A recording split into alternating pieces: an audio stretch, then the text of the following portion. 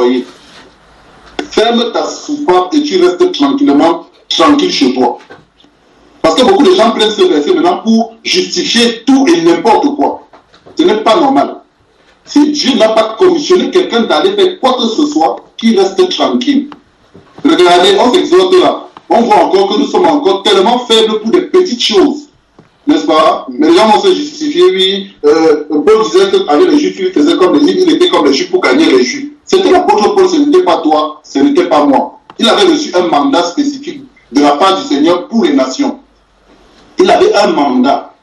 La question que je pose maintenant, est-ce que toi, tu as reçu ce mandat pour te justifier en disant que l'apôtre Paul, avec les Juifs, faisait comme les Juifs? Tu as reçu ce mandat-là? Donc, ne tentons pas Dieu. Ne tentons pas Dieu. Si on tombe encore dans le petit péché de convoitise, les femmes dehors, tout ça là, toutes ces choses-là. Paul, c'était Paul. Paul, c'était Paul. Donc, faisons attention. D'accord, bien aimé? Continue, mon frère.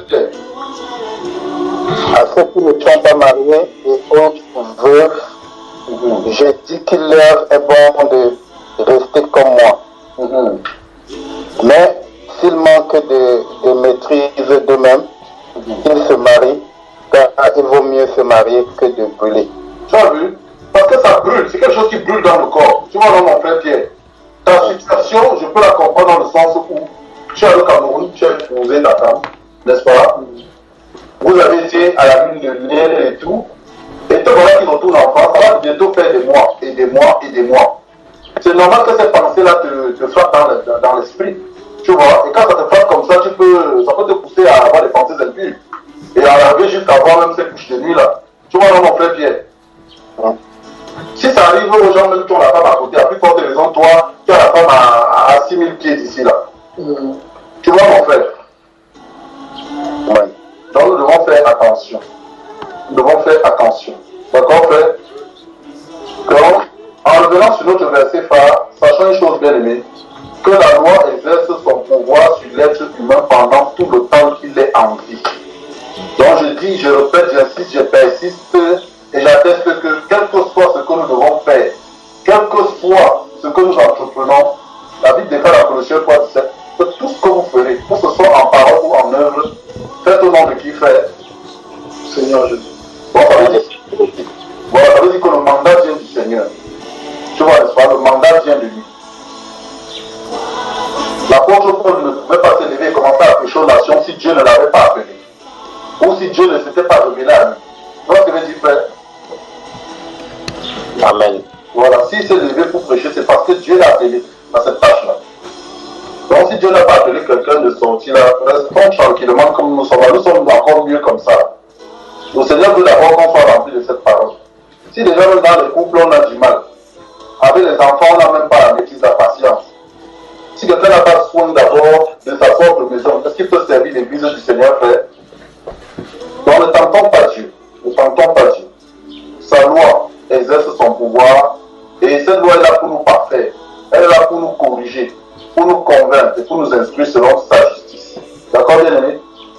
Déjà, Dieu nous a réunis là pour qu'on apprenne à manifester déjà l'amour fraternel. Vous voyez, bien aimé?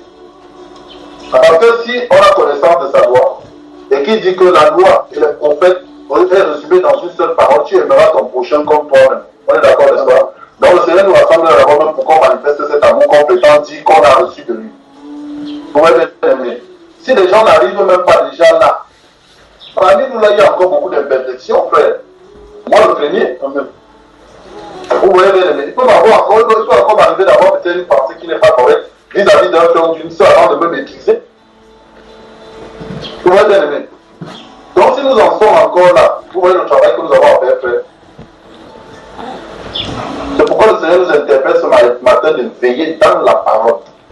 Veiller. Donc notre passe-temps favori doit être consacré au Seigneur.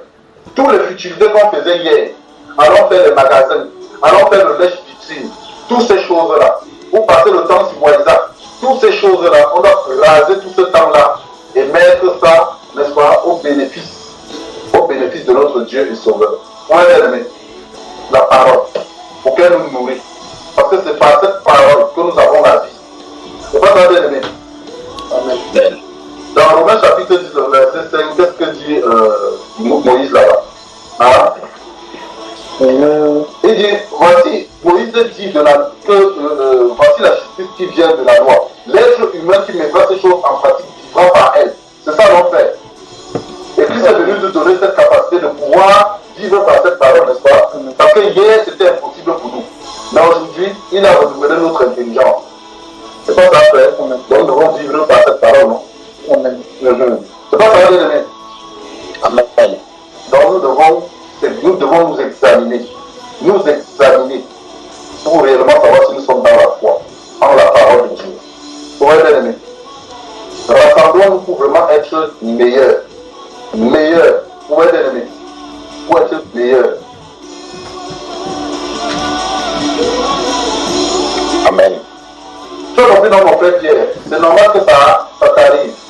Ne te dérange pas parce que tu n'es pas le seul dans l'histoire. Même s'il y a le fois la honte de confesser certaines choses, mais sachez une chose que j'ai dit une parole ici qu'on n'a pas le pouvoir contre la vérité, nous n'avons que pour la vérité. Donc, on a exposé les œuvres des ténèbres. Moi, ça m'arrive encore de faire ce genre de rêve, mon frère. Tu n'es pas seul. Donc, on va. Parce qu'en fait, le souci, c'est vrai qu'il y a eu un peu de culpabilité au départ. Parce que justement, comme ça tombe, c'est arrivé avec ce que le frère Silas disait la semaine dernière par rapport à la consécration, en fait. Tu vois, je me suis culpabilisé dans ce sens-là, en me disant que est-ce que peut-être il y a quelque chose qui ne va pas de mon côté, que peut-être.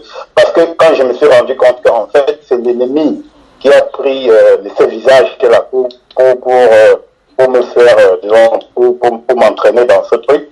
Donc, du coup, je me suis dit, c'est parce que peut-être je ne me suis pas assez consacré. Tu vois? Donc, il y a eu un peu de culpabilité.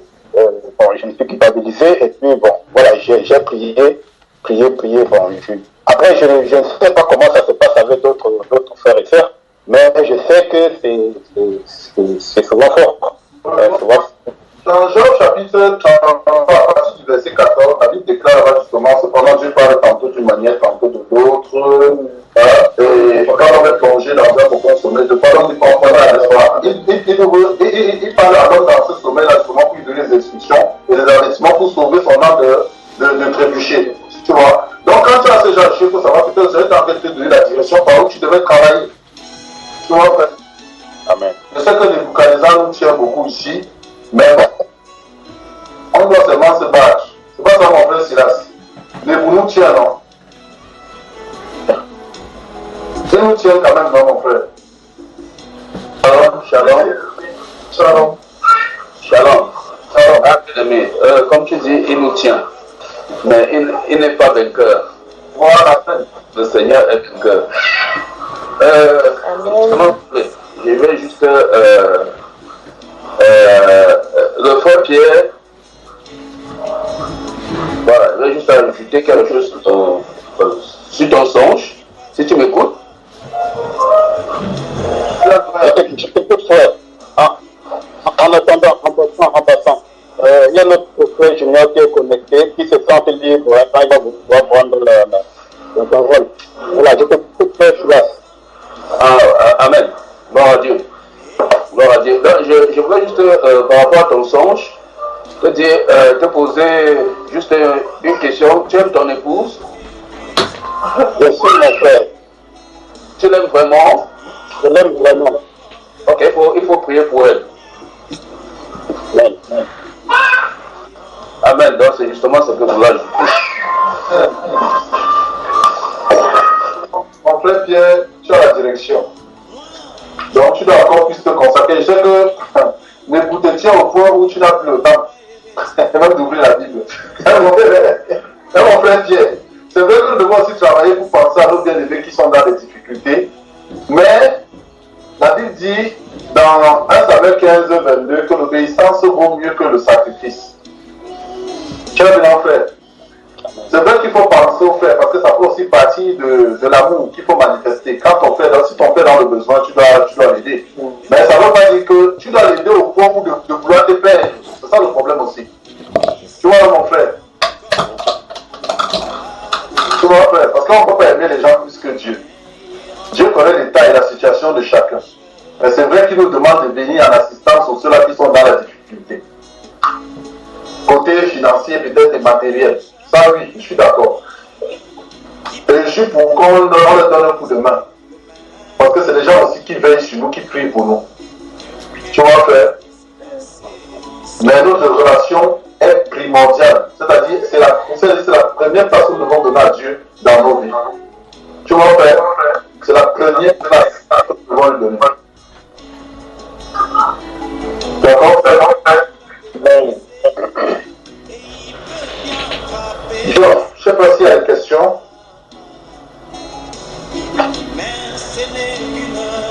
Donc, n'oublions pas ce passage de Romains chapitre 7, le verset 1. La loi exerce son pouvoir sur notre vie tout le temps que nous sommes en vie. Donc, quel que soit ce que nous devons faire, frère, on doit regarder la parole de Dieu. Amen. Amen. Amen. Donc, c'est ce que le Seigneur nous interpelle là ce matin. Qui passe près de la foi et reste le même.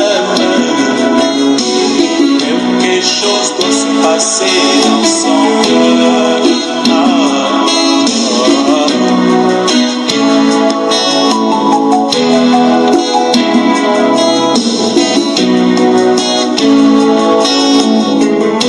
Merci Seigneur Jésus, car en contact avec ta parole, moi j'ai bien trouvé cette foi. Ce n'est plus une foi physique, et quelque chose qui se passe dans mon cœur.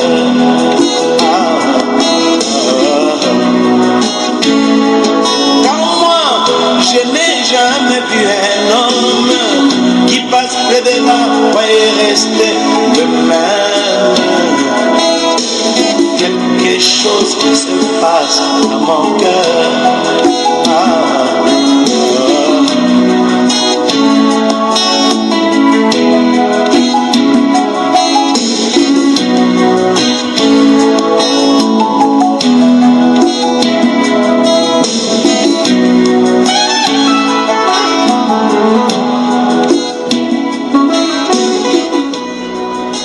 Considéré par le monde comme la risée de tous, le groupe de tous ceux qui croient au Seigneur Jésus-Christ, communément appelés les chrétiens, sont méprisés par tous, raboués et rejetés dans leur famille. Ils sont très souvent ballottés à plusieurs coups de vent selon que les vagues de persécution et les doctrines qui les poussent dans plusieurs directions. Le peuple saint a pourtant ceci de particulier qui sont mis à part pour proclamer la justice de Dieu, étant eux-mêmes justifiés. Le sang de Jésus-Christ les ayant aussi mis à part pour lui être consacrés. Ceux-ci sont souvent donc malmenés par le péché qui, paradoxalement, a été brisé à la croix par leur Seigneur. Par leur Seigneur qui est mort pour eux afin de les retirer de cet état de péché. Comment expliquer toutes ces velléités qui tentent toujours de les déchoir de la grâce sur le prétexte de la France dans la sainteté ce dimanche? Je n'ai jamais vu un homme qui passe près de la croix et reste le même. Quelque chose doit se passer dans son cœur.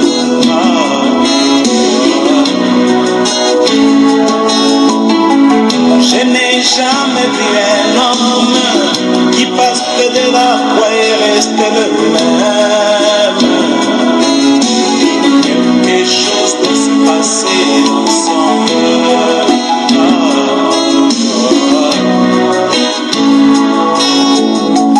Les hommes amassent de l'argent et ils s'en vont à Jérusalem, là où mon sauveur fut crucifié. Ils s'en vont comme de grands touristes, mais ils rentrent toujours des pécheurs.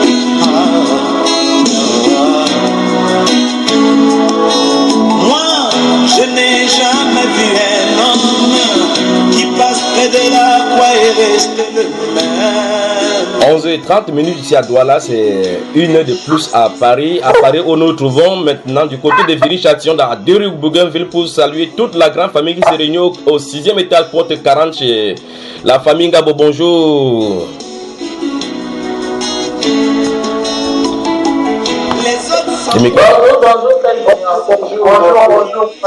Soyez tous bénis à la maison. Du côté de Paris, toujours, nous saluons le grand Bangaté du Paris. Bonjour.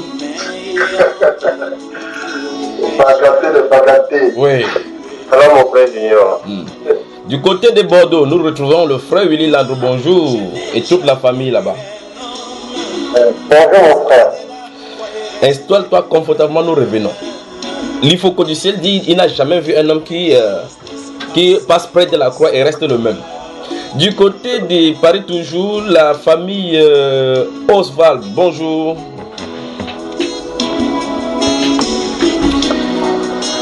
Bonjour mon bien-aimé frère Junior, bonjour à toute la famille du côté de Douala. Exactement, et ils sont nombreux dans cette maison et derrière ce bouton-ci, quelqu'un qui voulait pour vous distiller, si vous entendez maintenant. Oui, shalom à tout le monde, elle est derrière, elle est derrière. Et où est celui qui pardonne et il rentre 3 fois des pécheurs, mais où est toi? Oh moi, je n'ai jamais vu un homme qui passe près de la croix et reste le même. Quelque chose doit se passer dans son cœur.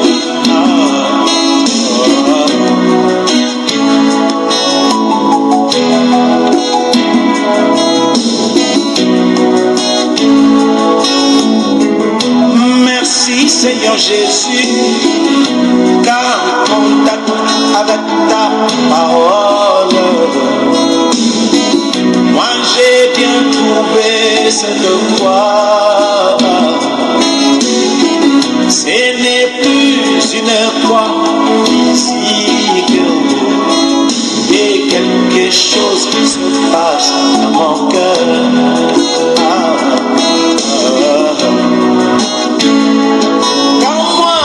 Je n'ai jamais vu un homme qui passe près de la croix et reste le même. Quelque chose qui se passe. Le frère Louis Gracien, bonjour. Bonjour mon frère. Natoucha, Cha et beaucoup de chats et Chantal Bia. Bonjour à vous. Bonjour mon frère, bonjour mon bien-aimé. Que la grâce et la paix vous soient multipliées. Le frère Pierre Moa, bonjour.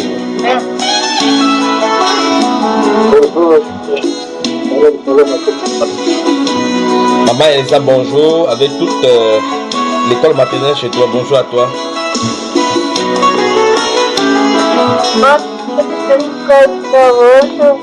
Shalom à toute la famille. Voilà.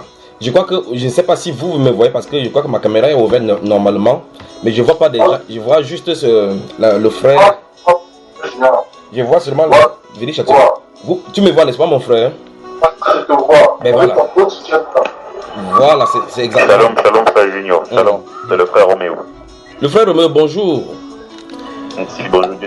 Alors, je crois que tout le monde a fermé son micro. La sœur Colette dans bonjour. Je vais fermer le mien, parce que... Tout le monde a fermé sa caméra. On ne veut pas qu'on se voit, quoi. La sœur Colette, bonjour. Laetitia Kemone de Angola. Yuda, bonjour. Je crois que j'ai fait la revue ici. La sœur Marie Essien, bonjour.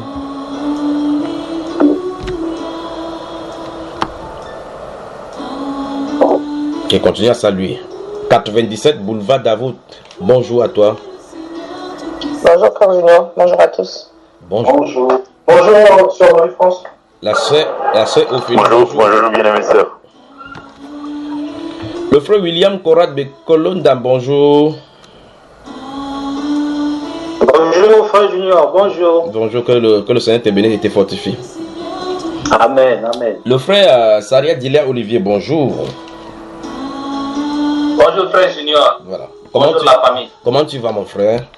Je vais bien par la grâce. Chaque fois qu'il a été salué, je vois cette bouffée, cette cloud, comment on appelle cela, cet état des choses grandes sur votre pays. Principalement dans la ville où tu te trouves. Voilà, les nuages sombres. Je vois les gens en train de tousser et tomber. Ça, je ne sais pas ce qui va. J'ai comme l'impression qu'il y a quelque chose, mais une industrie qui va exploser. Ça va produire des gaz mauvais là-bas. Parce que chaque fois quand il te salue, ça c'est devant moi directement. Ok.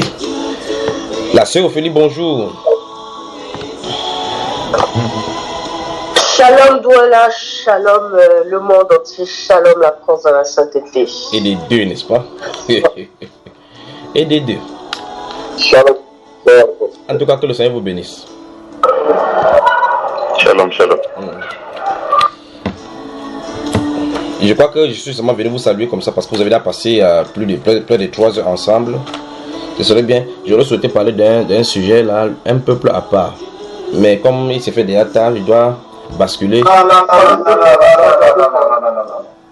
Ne commence pas, frère Junior. Je continue dans mes propos. Comme il s'est fait déjà tard, j'ai pensé que vous pouvez permettre que je bascule.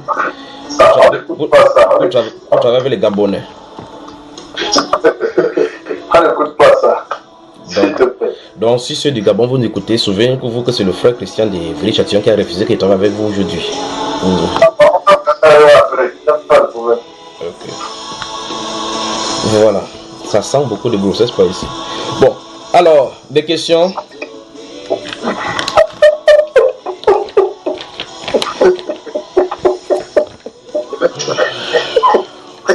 Tu n'avais pas oublié de nous passer le message concernant la France. Alors, c'est la première question, parce que prépare-toi, ça vient, ça en quantité. Voilà. La France, cette France-ci. Je vous ai parlé du feu, des chaleurs qui va engendrer les incendies là-bas, n'est-ce pas? Oui. Il y a un groupe d'extrémistes. Écoutez très attentivement. Je ne sais pas comment vous appelez ça en France, c'est le xénophobisme ou c'est le xénophobe, c'est quoi? Les gens qui poursuivent une autre race là. Donc je crois que ceci va faire attention que il y a la défense des droits des hommes qui vont intervenir en France, parce qu'il y a, je suis en train de regarder des groupes qui se lèvent, ce sont des puissants de France, bon, du moins puissants, parce que personne en France n'est autochtone même de la France. Il y a des Noirs qui vont commencer à subir des persécutions de façon grandiose. C'est pas ce que vous voyez de racisme là. Cet esprit-là a saisi le cœur de certains groupes qui se considèrent comme le puissant et vous considérez, vous, qui êtes les Africains, comme ceux qui sont venus chipper leur emploi et chipper leur économie. Ça va grandir et ils vont commencer. Il y aura des cadavres, vous allez voir des cadavres de gens dans les journaux qui seront là comme ça, et puis ça va susciter donc de l'indignation au milieu de l'opinion internationale. Ces groupes-ci se trouvent là, au milieu de vous. Ils vont commencer à réclamer dans leur paternité, en disant que, en scandant que vous devez partir. Ils ont d'ailleurs une représentation, même dans votre Assemblée nationale. D'accord. Donc ça veut dire que tu vas préparer mon bureau avant. J'arrive.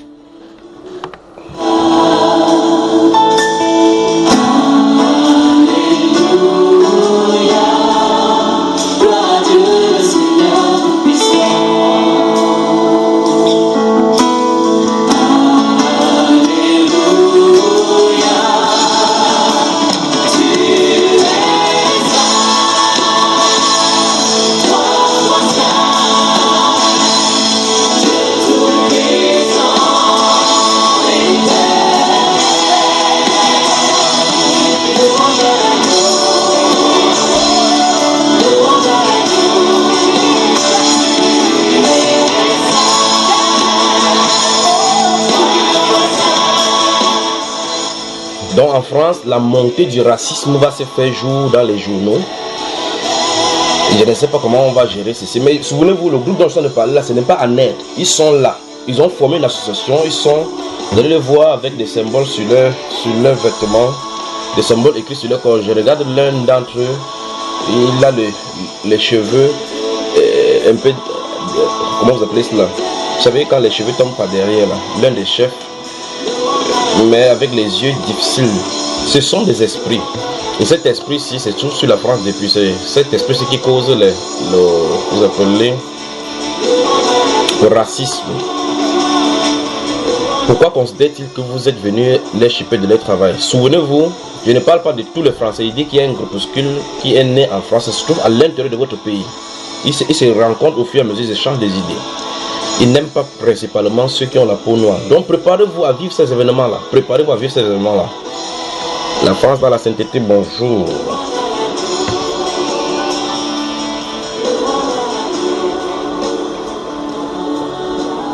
Bonjour, frère. Bonjour. Shalom, shalom, frère.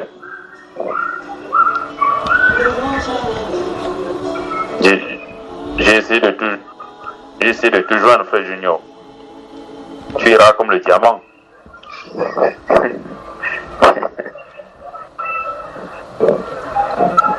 Qui m'accuse comme ça devant l'Assemblée? Ah, c'est le frère Roméo.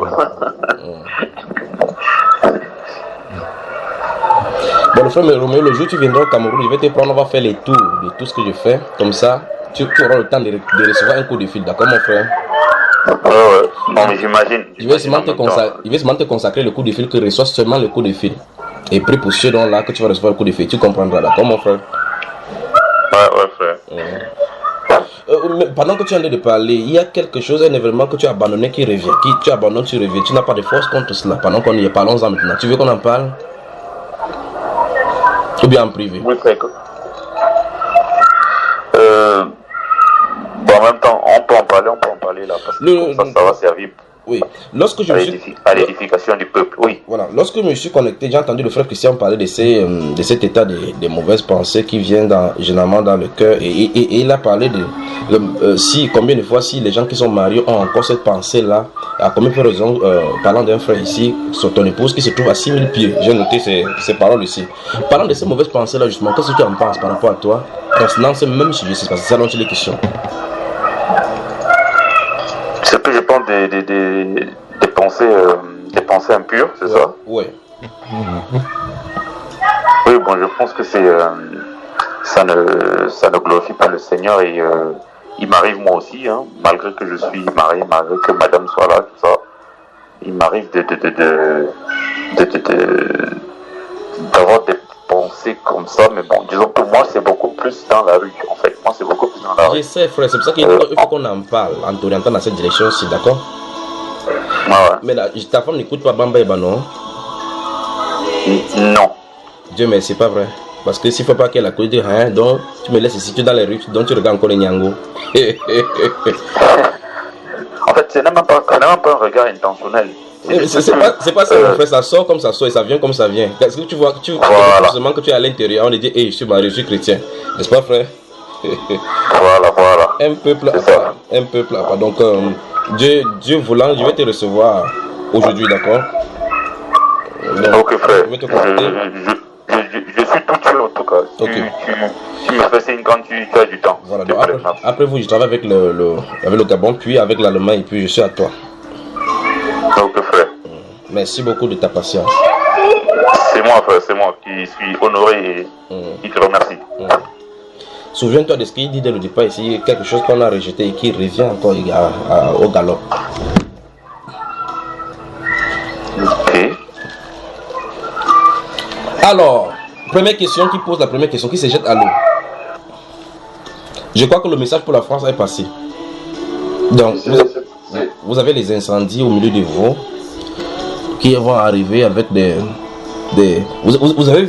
vous avez vu la façon dont la chaleur est venue. De la même façon, le froid sera... Donc, préparez-vous également pour le froid. Préparez-vous également. Mais, après cela, vient un temps où il y aura des incendies records. C'est ce que je vois écrit ici. Des incendies records. Je ne sais pas s'il y en a déjà parlé, mais vous aurez des incendies records chez vous, au point où ça va aller même jusque dans les frontières et autres. Et vous aurez des partenaires. L'Europe sera obligée de venir avec des hélicoptères de part pour assister à cela. C'est terrible. L'évacuation des villages. Alors, je suis à votre service.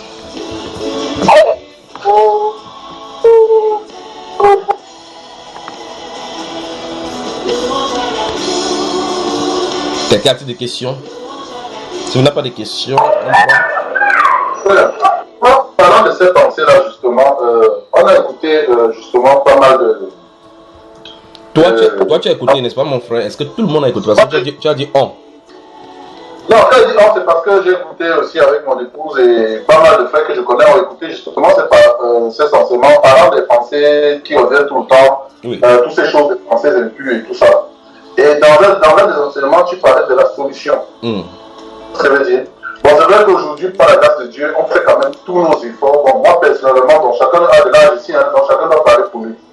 Donc moi personnellement, j'essaie de consacrer tout mon temps, c'est-à-dire possible dans la parole. Mais comment ça se fait encore qu'on a peut-être ces rêves comme le frère Pierre disait, n'est-ce pas, qui se souviennent comme ça. Moi, j'aimerais un peu comprendre ce mystère. Cette nuit, par exemple. Oui, oui frère. Il faut admettre concernant ces rêves-là qu'il y a deux volets qu'il faut développer. Le premier volet, c'est que ce que tu fais avant de te coucher importe. Donc la fin de tes activités avant d'aller dans le lit importe. Il y a des gens qui, lorsqu'ils vont dans le... Vous appelez, avant d'aller dans le lit, prendre un peu un retour sur le Facebook. Et en voyant, ils voient des images. Ils voient des images. Et lorsque vos yeux ont déjà vu, vous avez déjà vu, vous conservez. Et puis, sans votre avis, la pensée développe cela au fur et à mesure.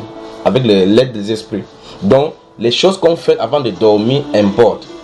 Maintenant, vous prenez le temps de passer toute une journée à faire autre chose, mais en nuit. Au lieu de consacrer, par exemple, la nuit dans la prière avant de dormir.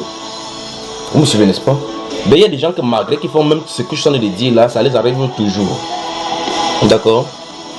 C'est ça que je voulais comprendre justement. Voilà. Donc voilà le deuxième volet. Donc, le premier volet pour faire, parce que en grande majorité, ça peut se régler en réglant les dernières heures d'aller au lit dans la prière et la méditation. Lorsque vous entrez dans la prière et la méditation, au fur et à mesure que vous allez passer du temps dans ce domaine-là, vous aurez des songes par rapport aux directions. En tout cas, prenez une semaine et observez ce que vous allez faire. En dormant, avant de dormir, vous faites plutôt la prière et surtout la méditation. Quand par la méditation, je ne sais pas si le frère Barra a publié la méditation que nous avons fait en Allemagne, je crois qu'il n'a pas encore publié. Comprenez donc la méditation comme étant cet état de faire, de laisser la parole pénétrer nos cœurs en y réfléchissant et en regardant ce que le Seigneur dit, en répétant ces paroles à nous-mêmes par la bouche de notre cœur. Si la méditation est faite de cette façon-là, vous marchez et remuez la parole en vous. Lorsque vous allez dans le sommeil avec cela, avec le cœur qui est en train de parler de la part de Dieu au travers de la parole, lorsque vous allez de cette façon-ci, le cœur n'est pas consacré à une autre direction. Il n'est pas, souvenez-vous dans ces enseignements concernant les mauvaises pensées, j'ai dit, le cœur ne peut pas rester neutre. On doit l'habituer à la prière. Et comme nous avons lu dans le livre des Cantiques, il est dit là-bas que pendant que j'étais dans le sommeil, mon cœur veillait. Le cœur veille. Or, c'est dans les pensées que ça plonge pour donner cette direction dans les rêves là. Et par conséquent, c'est que nous faisons avant de dormir importe effectivement. D'accord, mon frère? Mais maintenant, il y a d'autres domaines dans certaines personnes qui... Et c'est ce qui est déplorable, comme on est en train de voir dans le cas dont tu parlais, au courant de la journée, il y a de mauvaises pensées qu'on essaie de refouler. Gardez-vous à l'esprit que le problème de mauvaises pensées doivent être traitées, mais pas refoulées. Parce que si vous traitez, c'est un peu comme la cigarette. Pour quelqu'un qui a eu à fumer la cigarette, si quelqu'un essaye de faire tout et tout pour ne plus fumer, il a des problèmes. Ça veut dire que cette personne, si fume, est un fumeur passif. Ça veut dire qu'il ne fume pas, mais à l'intérieur, il fume. Si quelqu'un essaie de faire tout et tout pour ne pas boire de l'alcool, bien pour ne pas boire de la bière, ainsi de suite, alors il a cette personne des problèmes. Vous devez tout simplement être libre de telle façon que si vous êtes seul et que vous avez de l'alcool à côté de vous, vous n'êtes pas tenté. C'est comme si, je ne sais pas si vous comprenez ce que je viens de dire. Pas que vous essayez de résister seulement, que non, il faut que faites quelque chose pour ne pas résister. Ça doit être naturel. Naturel, tout simplement. Un peu comme vous ne faites pas l'effort en tant qu'homme d'être homme. Vous ne faites pas l'effort, vous le savez tout simplement. Lorsque vous allez pour vous brosser, vous savez effectivement que vous devez prendre votre brosse. C'est-à-dire que vous avez un moment où vous allez par vous-même prendre votre brosse sans être poussé, sans être contraint. Lorsque vous êtes contraint à l'intérieur, dans vos membres, Romains chapitre 6, allons-y d'abord, Romains chapitre 6. Que Dieu vous bénisse.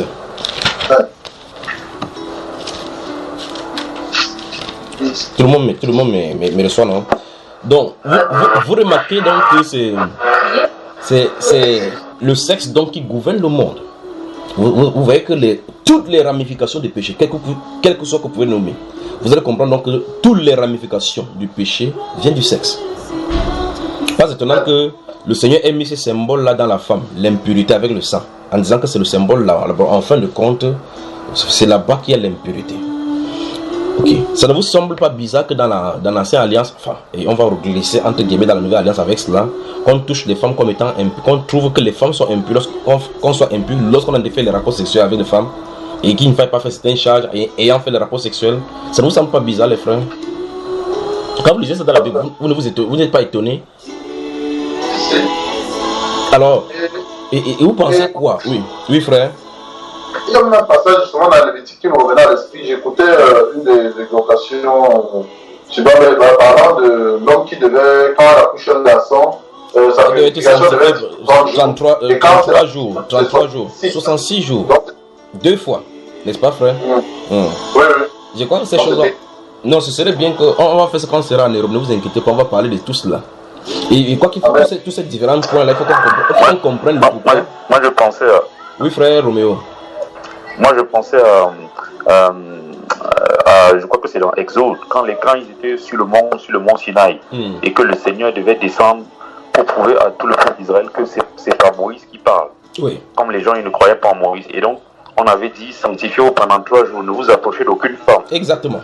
Et effectivement, c'est Lévitique, chapitre 19. Dire que le rapport sexuel, quand on va atteindre un certain niveau de sanctification, c'est à proscrire. Exactement. Et il y a aussi dans Apocalypse, les 144 000. Il y a les 144 000 qui vont marcher seulement avec le Seigneur parce qu'ils n'ont jamais touché aucune femme. Donc, ce serait plus que nous. Non, ce serait bien que nous regardions cela avant d'arriver à ces livres de Romains, chapitre 6. Si vous nous écoutez sur Bamba ou sur n'importe quel domaine, nous ne sommes pas en train d'insulter les femmes, nous sommes en train de donner la position de Dieu. Et je crois que si vous le voulez bien, quand nous serons en France, il faut qu'on enseigne sur cet état de fait pour que les femmes comprennent le pourquoi. Je crois que chaque fois dans les enseignements, j'essaie de titiller en disant, la Bible dit que le résumé des souilles du monde, c'est les règles des femmes, les menstrues des femmes. Alors, regardons un peu ces 144 000 là, c'est qu'on dit d'eux, avant de revenir dans le livre de Romains au chapitre 6. Donc, le frère Roméo fait bien de signaler dans le livre d'Exode, effectivement, au chapitre 19, il est fait état quand Moïse a dit descend, il va parler au peuple. Effectivement, il a dit sanctifiez-vous, dans 3 jours, je vais descendre. Effectivement, là, Moïse, et remarquez que c'est le Seigneur qui dit à Moïse, il dit descend et sanctifie le peuple, et dans 3 jours, je descendrai. Vous voyez cela, n'est-ce pas? Il dit qu'il faut fixer une limite sur la montagne que le peuple ne puisse pas fixer. Mais quand Moïse descend, il dit sanctifiez-vous, nettoyez vos vêtements et qu'aucun de vous ne s'approche d'une femme pendant ces 3 jours. Remarquez bien, ah mon Dieu, quelle Bible nous avons là. Quelle Bible nous avons. Remarquez que le Seigneur, permettez-moi que je note ça ici, Exode, chapitre 19, on va y revenir. Je crois que ce serait bien que nous allions voir cela. Et vous remarquez également le cas de David lorsqu'il était en cavale et qu'il fuyait Saül. Il a rencontré le point de proposition. Et le sacrificateur lui a dit, si vous êtes pur, si vous n'avez pas touché de femme, il dit, pour ne pas vous manger le point de proposition, il faut ne pas avoir touché de femme. Et David dit, si c'est ça, être impur, ça fait 3 jours nous n'avons pas touché de femme. Vous avez également ça, n'est-ce pas, dans le livre de Samuel. Voilà. Exactement. J'aime ça, il y a les biblistes ici. Ok, nous sommes dans l'Apocalypse, là, nous sommes en train de lire le Apocalypse chapitre, nous allons trouver 644, mais on le parle dans le chapitre 7 déjà. Vous y êtes? Voilà. Donc à partir du verset 1, on les présente jusqu'au verset 8, on les présente. Et au chapitre 14 également, on les présente là-bas. Donc verset 4 d'abord, quelqu'un va lire là, avant qu'on aille dans l'autre, au chapitre 14. Vous y êtes? Et j'entendis le nombre de ceux qui avaient été marqués du sceau. 144 000 de toutes les tribus des fils d'Israël. Voilà, et puis on va citer toutes les tribus. Non, ça va, laisse les tribus, parce que sinon on va s'éloigner là maintenant. Alors au chapitre 14, lisons les versets 4 et 5 rapidement, puisque on sait que c'est deux noms de les questions. On dit c'est 144 de chaque tribu. Le verset 4 et 5. Je lui dis, mon Seigneur, tu le sais. Et il me dit, ce sont ceux qui viennent de la grande tribulation. Frère Gatien. Ils ont lavé leurs robes. Frère Gatien. Oui. Oui. Versets 4 et 5 du chapitre 14 de l'Apocalypse. D'accord? Ah, d'accord, pardon, excuse-moi. Merci beaucoup. Ce sont ceux qui ne sont pas souillés avec des femmes, car ils sont vierges. Oui. Ils suivent l'agneau partout où il va. Oui. Ils ont été rachetés d'entre les hommes comme des prémices pour Dieu et pour l'agneau. Oui. Et dans leur bouche, il n'est point trouvé de mensonge, car ils sont irréprochables. Oui. Bon, maintenant, regardez bien la façon dont le verset 4 le dit. On dit, en identifiant les 644 000, ce sont des gens qui vont naître sur la terre, qui n'ont jamais goûté à une femme. Mais là n'est pas le problème. Le problème, c'est qu'en disant, en parlant d'eux ici, parce qu'il y a deux volets dont on explique, on dit ici que ce sont ceux qui ne se sont pas souillés avec des femmes. C'est quand même curieux. C'est curieux. On ne dit pas qu'ils n'ont pas touché des femmes, on dit souillés avec des femmes. Qu'est-ce que ceci veut dire? Si donc, ça veut dire que, et souvenez-vous quand ce que le Seigneur avait, Jésus avait dit dans le livre de Matthieu, chapitre 19, parlant des eunuques. Il dit qu'il y a des eunuques qui descendent depuis le ventre de leur mère. Voilà un cas ici. Ceux-ci, ce sont les gens qui ne sont pas mariés. Maintenant, on s'attendrait à ce que, parce que les serviteurs de Dieu et les serviteurs qui sont dans cette Bible-ci, qui ont servi le Seigneur, se sont mariés. Vous voyez ça, frère? Et vous remarquez que la Bible parle ici, ne sont point souillés avec des femmes. Puis on précise qu'ils sont vierges. Écoutez, les deux volets de cette souillure et de la virginité montrent que, en réalité, le mariage leur a été interdit de façon inhérente par Dieu lui-même, pour qu'ils soient totalement à la merci du Seigneur. Mais maintenant, on dit, ne pas se souiller avec les femmes, ils sont vierges. Parce que si en réalité, si c'est marié, même avec les femmes, ça devait être considéré comme la souillure. C'est terrible. Donc, on peut comprendre, écoutez maintenant, regardez-moi. Donc, les rapports sexuels que nous faisons, même avec notre épouse, et que nous nous multiplions sur la terre, comme je viens de le dire, c'est une volonté permissive du Seigneur. Qu'est-ce que vous en dites maintenant? Absolument vrai. Qu'en est-il de nous qui avons d'abord suivi la rencontre? Le frère Roméo est à son micro ouvert, il veut parler. Oui, on voulait dire que oui, c'est vrai que c'est... Quand j'ai vu ces choses-là, ça m'a un peu choqué. Je me suis dit, mais Seigneur, mais c'est toi qui l'as mise à côté de nous. Tu nous as dit de nous multiplier avec. Maintenant, comment se fait-il que elle devienne une souillure? Parce que là, c'est clairement, c'est comme s'il faut dire que la femme, c'est vraiment une souillure. C'est peut-être choquant, mais c'est clair ici. Là. Maintenant, je me dis, est-ce que c'est parce que c'est elle qui a été séduite en premier, que c'est pour ça qu'elle est une souillure? Je m'interroge. En première vue, quand il a créé la multiplication, il ne devait pas se faire comme ça. C'est pas par le rapport, c'est du moins de cette façon-ci. Vous saviez ça, n'est-ce pas? Ah bon? Ah bon? La France dans la sainteté, bonjour. Alors, la Bible déclare ici, chapitre 14, verset 4. Vous savez, quand on nous parle comme ça, quelqu'un prend l'idée, Genèse chapitre 1, qu'il n'est pas bon que l'homme soit seul, que Dieu a dit allez multipliez-vous. C'est pas comme ça. Il a dit allez multiplier, il n'a pas dit comment on doit se multiplier. Maintenant, les chrétiens se multiplient sur la terre. Et on dit qu'on est né sans être passé par les rapports sexuels. C'est pas curieux ça? Et c'est-à-dire qu'on se réclame d'une paternité, d'une famille, ayant des frères de différentes races, n'ayant pas été engendrés par le rapport sexuel. Et on parle de nouvelle naissance. Alors, le verset 4 encore, ce sont ceux qui ne se sont pas souillés avec des femmes. Ils sont vierges, car ils sont vierges. C'est le seul endroit de la Bible où on parle de la virginité de l'homme. Et la Bible va continuer en disant qu'ils suivent l'agneau partout et ils sont, quand l'agneau sera sur la montagne de Sion, ils y seront avec lui. C'est pas le temps de parler de cela. Mais je veux que nous considérons, parce que nous sommes déjà en plein âge, même si on discute n'importe comment, on ne peut plus revenir pour résoudre les choses. Lorsque le péché a eu lieu, l'homme fonctionnait désormais dans la volonté permissive du Seigneur. Lorsque le péché a eu lieu, l'homme fonctionnait désormais, écoutez bien ça, lorsque l'homme a eu à pécher, Dieu a permis que l'homme fonctionne dans la volonté permissive du Seigneur, jusqu'à ce que le Rédempteur vienne. Vous voyez cela, jusqu'à ce que le Rédempteur vienne. Remarquez que la Bible dit, parlant de la loi dans le livre de Galates chapitre 3, que pourquoi dans la loi, écoutez bien la façon que Paul, l'apôtre, le met, il dit pourquoi dans la loi, il dit que cette loi a été donnée ensuite à cause des transgressions. Vous voyez cela, il dit que la loi a été donnée à cause, parce que les transgressions se multipliaient. Remarquez, je vous pose une question. La Bible dit, concernant dans le livre de Genèse au chapitre 6, il dit que lorsque les hommes, écoutez encore les souillures, lorsque les hommes eurent commencé à se multiplier sur la terre et que les femmes leur furent nées, les fils de Dieu virent que les filles des hommes étaient belles et ils en prirent pour femmes ce qu'ils en voulurent. On dit qu'il y avait de la méchanceté sur la terre et Dieu a dit, le cœur de l'homme est chaque jour tourné vers le mal. Vous remarquez cela? Lorsque la multiplication a commencé avant depuis la Genèse, à cause des rapports sexuels, on précise que c'est les rapports sexuels qui ont commencé. Avec cela, la multiplication de l'homme est entrée dans le péché. Maintenant, je pose la question, Dieu juge ces gens-ci avec le déluge. en jugeant, il frappe le monde. Pourtant, il n'y a pas une loi explicite écrite en disant que vous ne devez pas faire telle chose. À Sodome et à Gomorrhe, il les brûle avec du feu. Au chapitre 19 des Genèse, il brûle. Pourtant, il n'y a pas une loi écrite de façon explicite où on doit lire. Puisque la loi vient avec Moïse pour dire telle chose, on ne doit pas faire telle ou telle chose. N'est-ce pas, mes frères? Et Paul l'apôtre explique dans le livre des Romains chapitre 7 dont vous avez lu tout à l'heure là, enfin depuis le chapitre 4, il explique que là où il n'y a pas de loi, le péché n'est non plus imputé. La question qu'on se pose donc maintenant c'est si la loi est venue, donc parce que la loi est venue, et Paul l'apôtre explique que la loi est intervenue plusieurs années plus tard pour régulariser les choses, pour nous préserver, afin de nous préserver ceux qui étaient sous la loi, afin de conduire au pédagogue. Le pédagogue étant venu, conduit à la foi. Il dit c'était comme un pédagogue pour conduire les gens, pour protéger les gens, pour que les gens vivent d'une certaine façon, en vue du Messie qui devait venir pour pouvoir régulariser les gens, pour que les gens vivent par la foi. Il dit donc le Messie étant venu, mais encore la loi de la foi étant venue, nous sommes plus sur le pédagogue que la loi. La question que je pose c'est, avant dans la loi, pourquoi Dieu frappait-il les gens, pourtant il n'avait pas quelque chose d'écrit? Je sais pas si vous comprenez la question.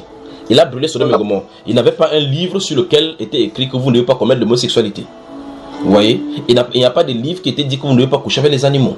C'est sous la loi qu'on a reçu cela. Vous voyez, maintenant, et Dieu dit clairement, du côté des Genèse, sous le livre de Genèse, chapitre 15 et autres là-bas, il dit à Abraham que Abraham devrait enseigner ses commandements et ses statuts à ses enfants après lui. Donc Abraham était un prophète enseignant. Et vous parlez de Bible. Et donc, ils avaient la loi esprit qui devait être enseignée. Pourtant, ce n'était pas écrit comme ça.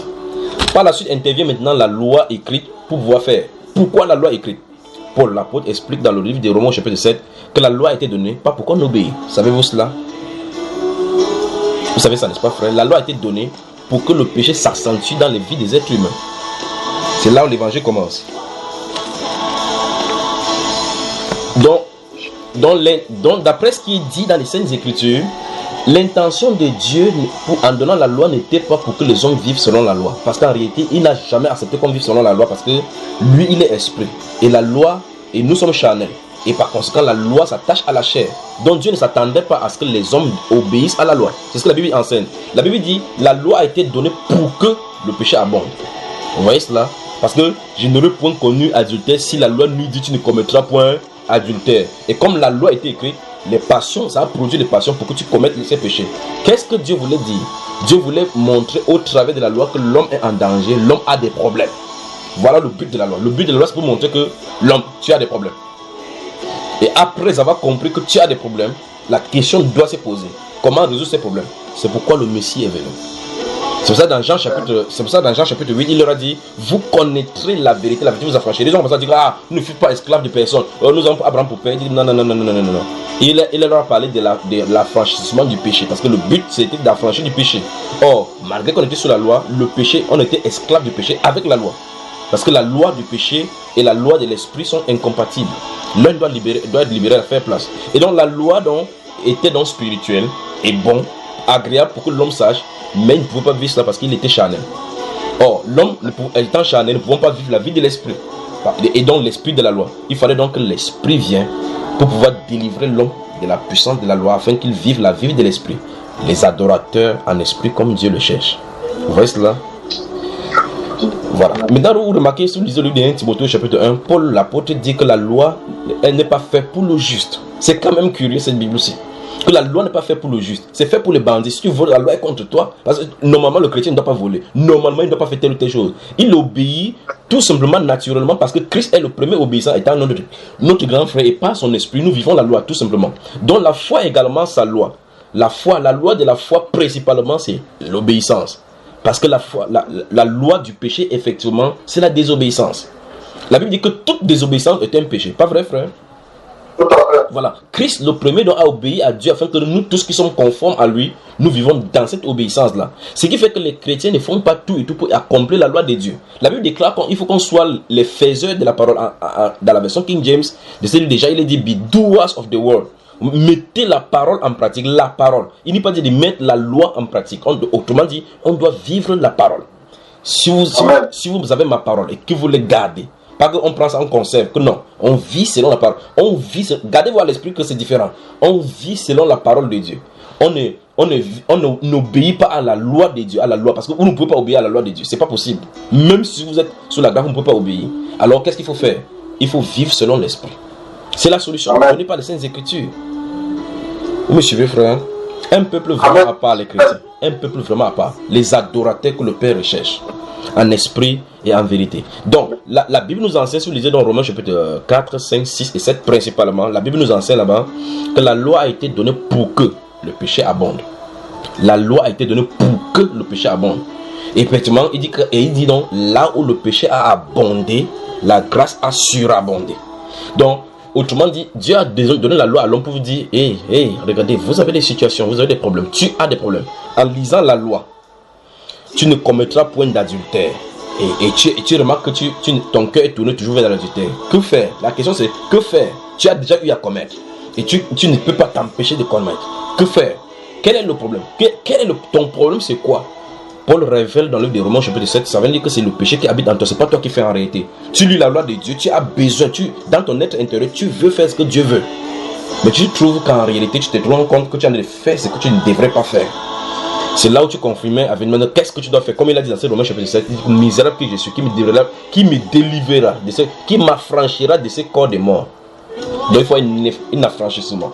Romains chapitre 8 nous dit, au verset 1, il n'y a donc plus maintenant aucune condamnation pour ceux qui marchent par l'esprit et non d'après la chair. Vous voyez cela? Car la loi de l'esprit de vie en Jésus m'a affranchi de la loi du péché et de la mort. Donc effectivement, toute la puissance de la loi que le péché puisait pour pouvoir nous tenir compagnie, c'est brisé à la croix. De telle enseigne que nous servons Dieu dans un esprit nouveau maintenant. Donc souvenez-vous que si quelqu'un dit il veut obéir les 10 commandements, c'est pas les 10 commandements. Les 10 commandements sont ramifiés en plusieurs. C'est ça que Jésus est venu leur expliquer. Jésus n'est pas venu pour abolir effectivement cela. Il est venu pour amplifier. Il a dit l'adultère ne consiste pas seulement à cela. Je vais amplifier maintenant ce que si vous regardez, vous convoitez, vous avez déjà fait. Parce que tout acte physique avant d'être commencé, avant d'être commandité, c'est déjà fait par pensée ou mieux encore spirituellement. Et par conséquent, si tu le fais spirituellement, tu as déjà fait. Ça suppose qu'il manque juste une occasion pour que tu le mettes en pratique. Et par conséquent, spirituellement, comme Dieu est spirituel, comme Nana. Voilà le problème. Vous voyez cela? Il faut donc qu'on soit affranchi. Alors dans ces gens-ci, dans le livre d'Apocalypse, chapitre 14, verset 4 et 5, il est dit d'eux qui sont... Oh mon Dieu.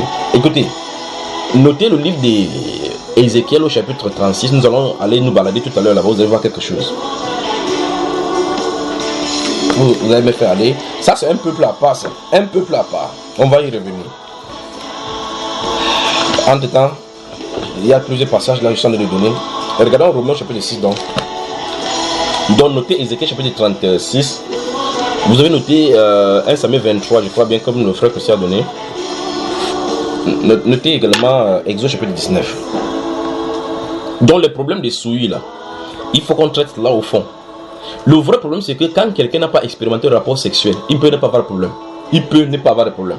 Mais quand vous avez eu à goûter, attendez seulement, c'est que ça crée le déclic là-bas. Vous-même vous connaissez. Alors Romains chapitre 6. On y va. Regardez, je vais lire à partir du verset 12. Ou bien le frère Gatien lit à partir du verset 12 jusqu'au verset 17. Romains chapitre 6, verset 12 au verset 17. Que le péché ne règne donc point dans votre corps mortel, et n'obéissez pas à ses convoitises. Ne livrez pas vos membres au péché, comme des instruments d'iniquité, mais donnez-vous vous-même à Dieu, comme étant vivant de mort que vous étiez. Et offrez à Dieu vos membres, comme des instruments de justice. Car le péché n'aura point de pouvoir sur vous, puisque vous êtes non sous la loi, mais sous la grâce. Stoppons là-bas, mes frères, stoppons là-bas. Donc vous voyez, ce verset 14 nous dit quelque chose. Car le péché n'aura point de pouvoir sur vous. Tout à l'heure, à l'entame de mes propos, je t'en ai dit tout à l'heure que la façon dont on dort est importante. Regardez ce qu'il dit ici. Car le péché n'aura point de pouvoir sur vous, puisque vous êtes non sous la loi, mais sous la grâce. Donc, maintenant, si vous prenez ce passage et vous croisez avec le livre de Tite, chapitre 2, verset 11 et suivant, que la grâce de Dieu, source de salut pour tous les hommes, a été manifestée. Elle nous enseigne à renoncer, vous voyez, à un renoncement. Donc maintenant, et il dit à renoncer au convoitisme mondain. Vous dites, Je vais sur Facebook pour regarder. Quoi, vous regardez quoi là-bas? Et puis vous commencez à regarder les photos des femmes dénudées. Et vous voyez des vidéos qui sont là. Vous vous rendez compte que vous êtes en train de regarder. La Bible déclare que la grâce a son enseignement. Et son enseignement, c'est de renoncer. Renoncer, ça ne veut pas dire... regardez bien. Ça veut dire qu'on rejette ces choses. Je ne regarde pas ces choses impures. Parce que si vous ne le faites pas, lorsque vous quittez la grâce et que vous vous remettez dans le processus de la mondanité, vous vous remettez sous la loi sans vous en rendre compte. Et par conséquent, le péché a le pouvoir sur vous. Il dit car le péché n'aura point de pouvoir sur vous. Mais regarde, qu'est-ce que le verset plus haut dit? Le verset demande qu'on s'offre à Dieu. On s'offre, offrir. On offre nos corps, nos cœurs, nos membres à Dieu. La question c'est comment offrir ce corps-ci à Dieu. Regardez, verset 13 encore. Ne livrez pas vos membres au péché. Donc ça veut dire que c'est à nous de nous abstenir, d'arrêter de le faire. Je veux que vous compreniez. Si vous regardez, si on avait pris à partir du verset 11, à partir du verset 10, il commence à expliquer ce que Christ a fait. Puis au verset 11, il dit, vous de même, regardez-vous comme mort au péché. On doit se considérer. Regardez-vous comme mort au péché. Considérez-vous comme mort au péché. Depuis que Christ est allé à la croix, le péché de l'être humain a été résolu. Principalement ceux qui se consacrent à lui, ceux qui sont pour lui. Il a résolu leur problème à la croix. Il a résolu, pas qu'il va résoudre. Il a résolu leur problème à la croix. De telle enseigne que tout ce qui leur arrive maintenant, c'est qu'ils se considèrent tout simplement comme étant sous la protection du sang de Jésus. C'est donc pour cela qu'on appelle cela justifié. Justifié par sa grâce, le péché n'a plus de pouvoir sur nous. Maintenant, la Bible déclare donc qu'il faut qu'on quitte ce chemin-là pour nous livrer encore au péché. N'est-ce pas si vous me suivez, frère? Amen. Voilà. Et donc la Bible nous dit ici effectivement que si on continue à se livrer au péché, à cet instant, si on va se soumettre au péché pour le servir. Mais la Bible nous dit plutôt que maintenant, comme nous sommes sur la grâce, comme Christ a réglé le problème, ce qu'il faille faire pour nous, c'est de nous consacrer davantage à nous offrant nos membres. Maintenant, vous prenez votre téléphone, votre doigt. Quand vous prenez vos doigts pour entrer dans ces choses-là, vos doigts qui devraient être, comme on nous le voit ici en bas, des instruments de justice, se trouvent être des instruments d'iniquité. Les yeux qui devaient regarder les choses de justice se trouvent en train de regarder les instruments des choses d'iniquité. Et par conséquent, Satan donc n'attend que ces choses-là, les portes ouvertes, pour nous infester nos pensées, infester nos vues. Je vous lance le défi de consacrer votre temps dans la méditation. Dans ce temps-là, Satan va venir, il va tenter de mettre son bec. Il n'aura pas de pouvoir. 1, 2, 3 fois. Parce que la Bible déclare, il cherche, il rôde, cherchant qui dévorer. C'est-à-dire s'il rôde, ça suppose qu'il rôde pour regarder la faille. Vous me suivez, n'est-ce pas?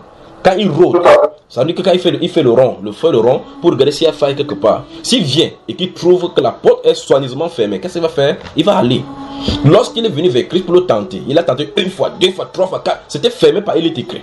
Quand il était écrit, la Bible déclare qu'il s'est éloigné cherchant une occasion favorable. Donc en attendant qu'il y ait encore des pouvoirs de revenir avec d'autres auspices, mais que vous soyez affermés. Mais maintenant, si à tous les coups, vous êtes victime des ouvertures sataniques, comment vous allez faire pour résister? Et par conséquent, je recommence encore. La façon dont on va au lit importe. La façon dont on se couche importe. La façon dont il faut se coucher importe. Ce qu'on fait au courant de la journée où nos pensées sont baignées importe. Vous pouvez faire votre travail naturel.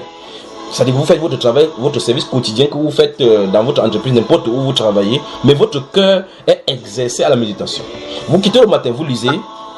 Nous qui sommes morts au péché, au verset 2, nous qui sommes morts au péché, comment vivrons-nous encore dans le péché? Vous prenez donc ces paroles dans votre cœur. Est-ce que je dois vivre au péché, dans le péché, alors que le péché, Christ a payé pour la croix? Vous pensez, votre cœur, vous imposez cette méditation sur votre cœur. Pendant que vous allez travailler, vous ne serez pas occupé à voir les derrière rhomboïdiques des femmes dans la rue qui basculent comme ça à tout vent. Vous n'allez pas faire cela parce que vous n'aurez pas le temps pour cela.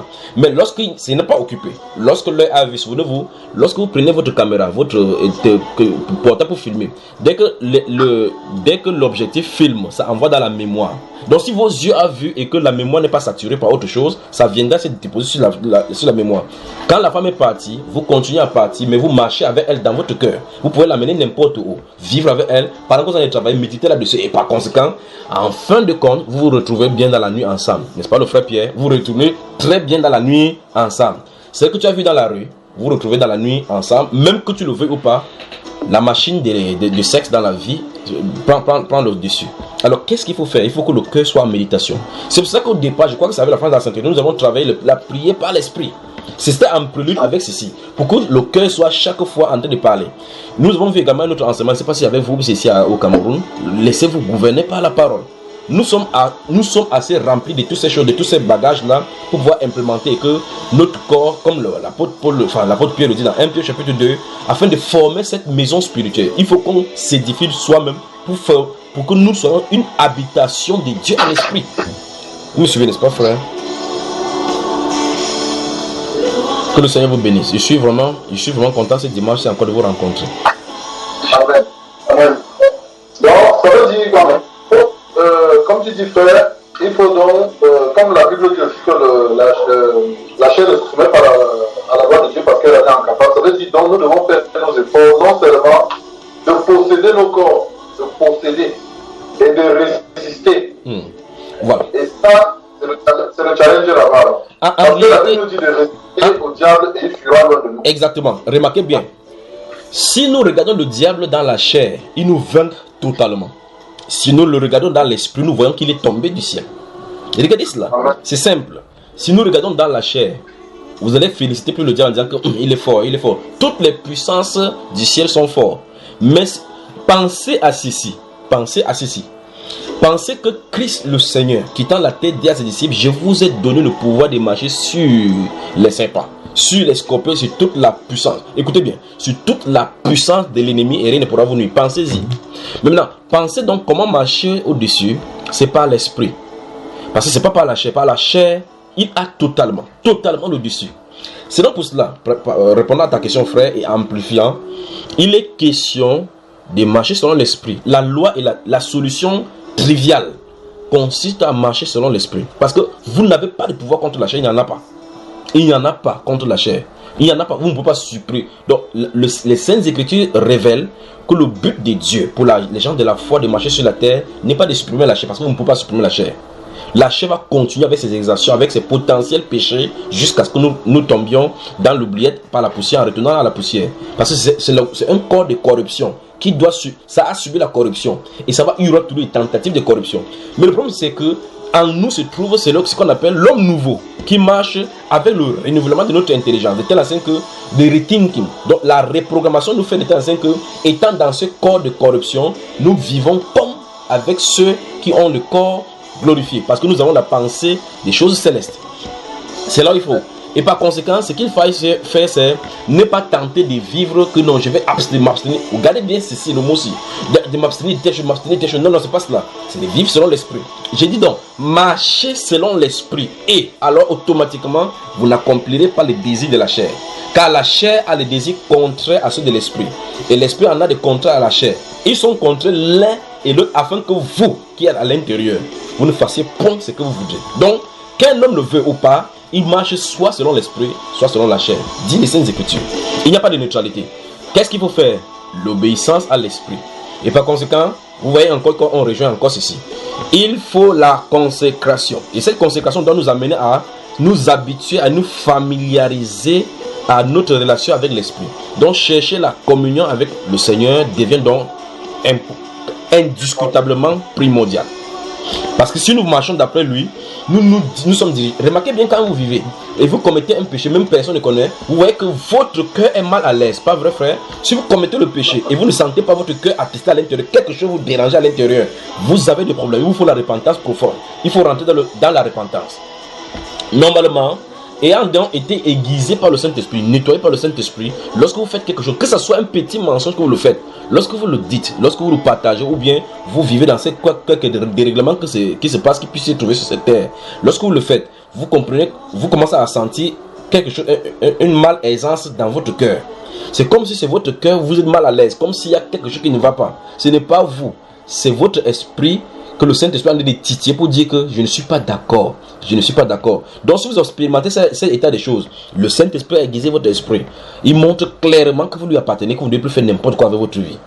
Il faut donc retourner à la repentance. Et donc quand cet état des choses, vous avez cet état des choses, il faut rendre grâce à Dieu de ce que le Saint-Esprit vous avertisse que je ne suis pas d'accord avec toi, je ne suis pas content. Parce que ceux qui sont dans le monde, quand ils se livrent dans le péché, c'est à toute vitesse. C'est à 300 km/h qu'ils roulent.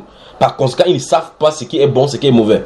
Et enfin, ils ne trouvent pas de péché nulle part. Ils font selon la volonté. En tout cas, la Bible déclare que c'est l'homme animal. Ils ne vivent pas selon l'esprit. Ceux qui vivent selon l'esprit sont titillés dans leur cœur lorsqu'ils commettent quelque chose qui ne va pas. Et par conséquent, tu es mal à l'aise. Ton animation est mal à l'aise. Mais vous pouvez ne pas être triste physiquement parler, mais vous savez, à l'intérieur, ça bouge. Vous sentez que quelque chose ne va pas. Il s'agit de l'homme intérieur qui est aiguisé, prêt à recevoir le tabernacle du Saint-Esprit. C'est de lui dont il est question. Quand c'est comme ça, rentrez dans le jeûne jusqu'à ce que vous voyez qu'il y a la stabilité à l'intérieur. Vous n'avez pas besoin de forcer. Lorsqu'il est stable, vous savez effectivement qu'il est stable. Mais s'il continue à faire, à aiguiser votre esprit, le langage c'est: tu as fait telle chose, il faut confesser. Quitte ce style de voix. Quitte ce style de voix. Si vous vous en indécisez, il ferme sa bouche, il ne parle pas. Vous allez le contacter plusieurs fois, il ne répondra plus. Donc, si vous entendez cette voix-là en vous, ou bien cette chose en vous, en train de vous mal, vous ne savez pas de quoi il est question. Vous savez que vous êtes mal à l'aise, que votre cœur est attristé. Sachez que, en tant que croyant, c'est le Saint-Esprit qui met l'accent sur votre esprit pour vous dire: vous avez fait quelque chose qui n'est pas bon, qu'il faille confesser. Le Saint-Esprit donc dit dans les Saintes Écritures: n'attristez pas. Vous voyez, vous avez lu ça dans les Écritures. N'attristez pas le Saint-Esprit. N'attristez pas. On ne doit pas l'attrister. Quand il est triste, vous avez comme l'impression que c'est votre cœur qui est triste, parce que le cœur et son cœur sont collés. C'est le lieu de communication. Il désire communiquer au cœur. Donc quand cette relation est déjà établie, faites attention avec vos styles de vie. Faites attention avec vos styles de vie. On est proche du but. On est proche du but. On est proche du scellement. Et par conséquent, n'essayez pas d'éviter la chair. Vous ne pourrez pas. Il n'est pas dit dans les Écritures qu'on essaie d'éviter la chair. Il faut marcher selon l'esprit.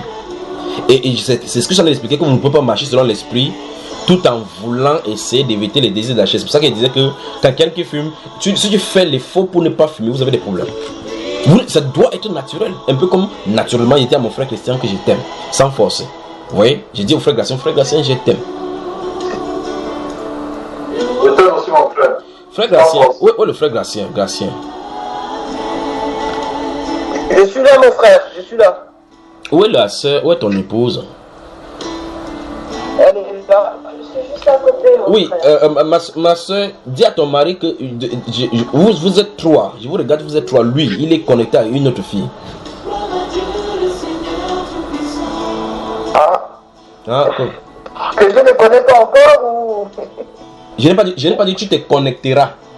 J'ai dit que tu es connecté à une autre personne, d'accord? Cette personne féminin-ci. Donc ça veut dire que vous êtes trois dans la maison là.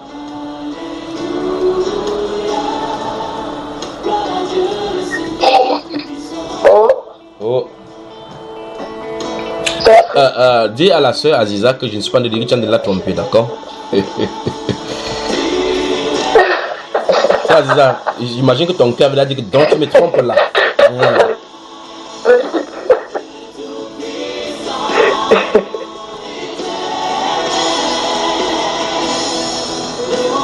Mon frère, explique-nous un peu plus parce que je t'avoue qu'on est un peu perdu là.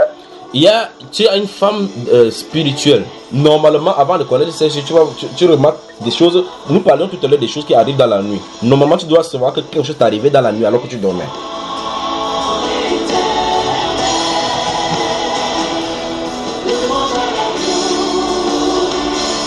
Tu m'as suivi? C'est possible. Mon frère, le problème avec moi, c'est que des fois, quand je me réveille, des fois j'oublie. Ça m'arrive, des fois oui, des fois j'oublie. Ça veut dire que le matin, quand je me lève, j'oublie. Je me rappelle de ça, que des fois.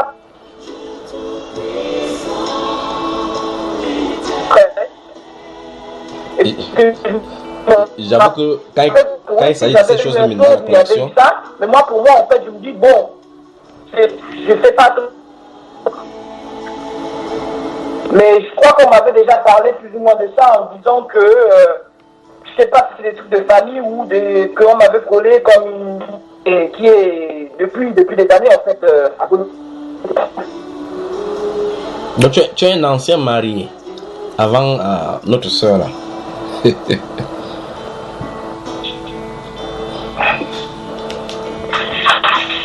On prend une respiration et on revient, d'accord mes frères?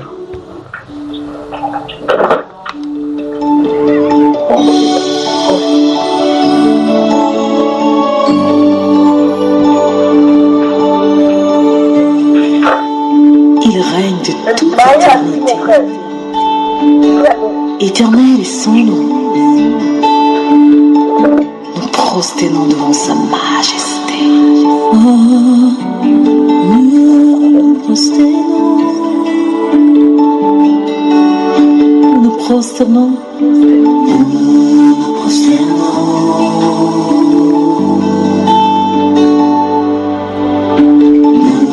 Nous prosternons. Devant ton trône, nous levons nos mains et nous levons nos mains. Nous voulons t'adorer et nous levons nos mains et le cœur, alléluia, nous t'adorons.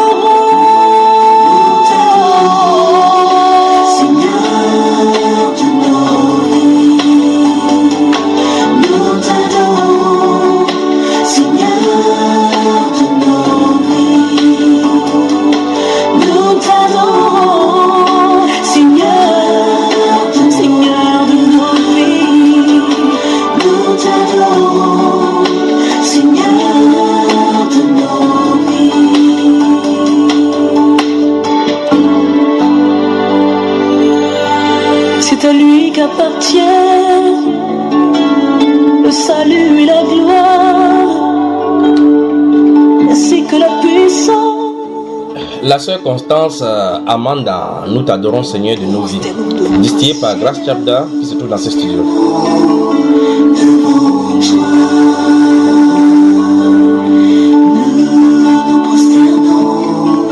Oh, tu es digne.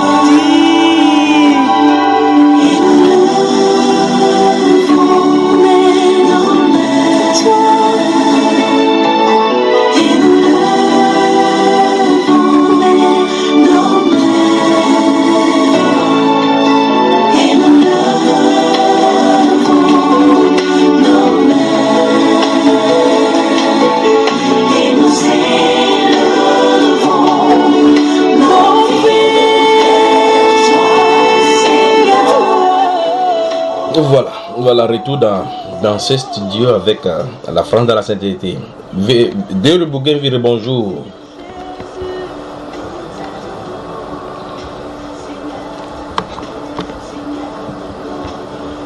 Le frère Louis Gatien, tu es là?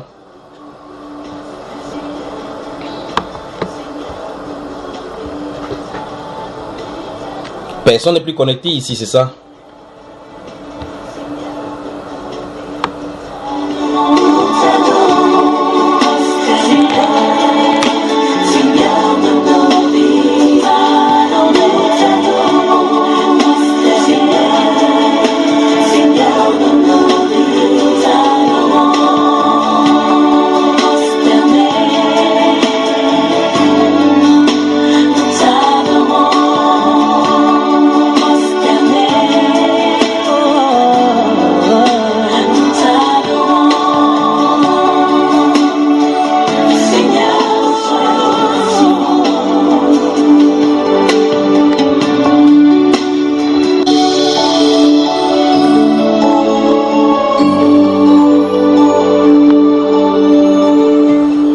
La France dans la sainteté, bonjour.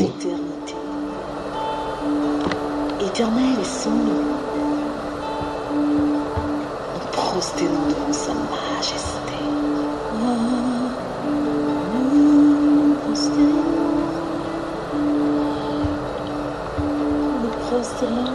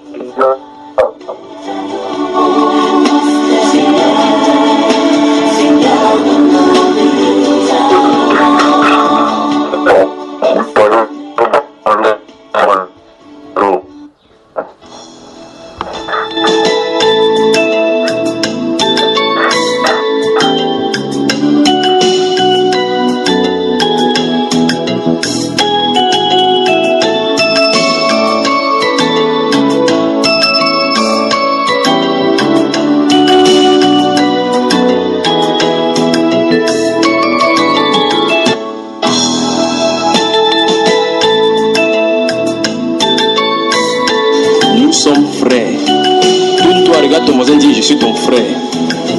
Alléluia. Donc ici là, le titre là, ça tombe, d'accord. Nous rentrons dans la sainte parole de Dieu. Donc au fur et à mesure, pendant ces 5 jours, nous allons essayer de déshabiller et dénoncer tout ce qui s'est passé. Le but de cette dénonciation, ce n'est pas pour dire que tel est faux, tel est ceci. C'est parce qu'en fait, nous avons hérité des systèmes. Nous avons hérité des choses qu'il va falloir qu'on réexamine maintenant à la lumière de la parole de Dieu. C'est pour cela que j'invite chacun de nous de prier afin que le Seigneur nous donne un cœur disposé. Parce que c'est pour eux que ce que tu as toujours pris pour vrai semble être faux. Et c'est ça le problème maintenant. Amen.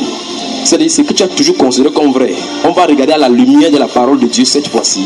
Qu'est-ce que la Bible en dit?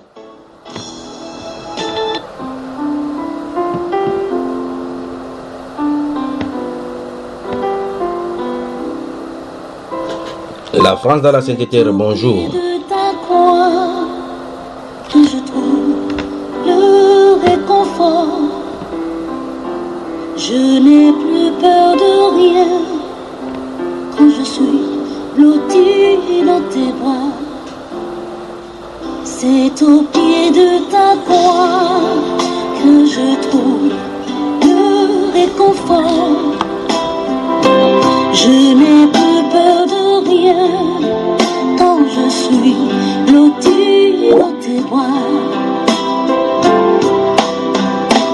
Assoiffée de ton nom qui me redonne la vie. Tu me nourris avec ton pain de vie. La douceur de ta voix, je ne m'en lasserai pas. Quand tu me parles, je t'entends et je crois.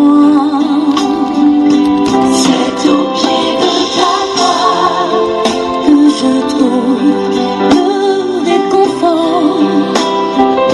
Je n'ai plus peur de rien quand je suis blottie dans tes bras. C'est au pied de ta croix que je trouve mon réconfort. Je n'ai plus peur de rien quand je suis blottie dans tes bras. Garde-moi près de toi pour l'éternité. Et en retour, je promets de t'aimer. Ressens-tu mon amour quand je chante pour toi? Il est si fort que je pleure de joie, oui, de joie. C'est au pied de ta croix que je trouve le réconfort. Je n'ai plus peur de rien quand je suis blottie dans tes bras.